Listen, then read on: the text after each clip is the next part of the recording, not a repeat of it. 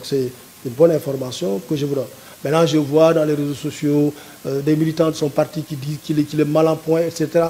Je voudrais quand même en profiter pour le donner un conseil, un conseil gratuit. Quand vous avez un leader qui est en prison, il faut montrer qu'il est courageux, il faut montrer qu'il est robuste, il faut montrer qu'il est résilient.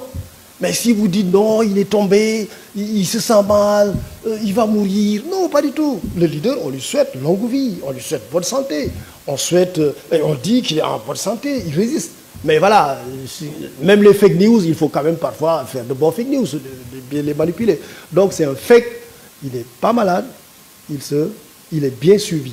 Et pour montrer qu'il est bien suivi d'ailleurs, c'est pour ça qu'on ne le garde pas dans les prisons. Il est bien suivi où? À l'hôpital principal. Hôpital principal. Évidemment, bon, ça ne veut pas dire qu'on est à l'hôpital principal, qu'on n'est plus en prison. Oui, il est toujours en prison. Mais dans un centre où il y a le plateau technique pour assurer correctement leur prise en charge.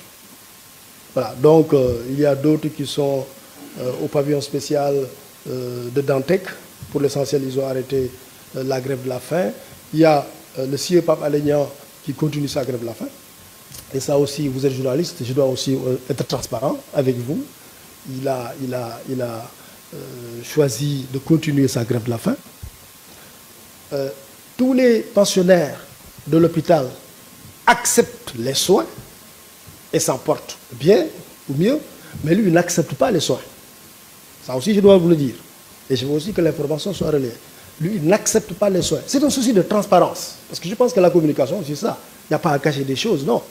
Il observe la grève de la faim,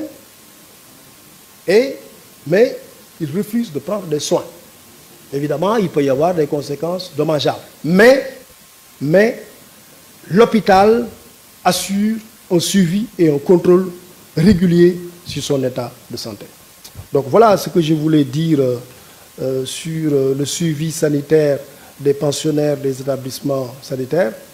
Et puis je vais peut-être terminer par un point, c'est sur l'attentat. Parce que, en réalité, c'est aussi un attentat.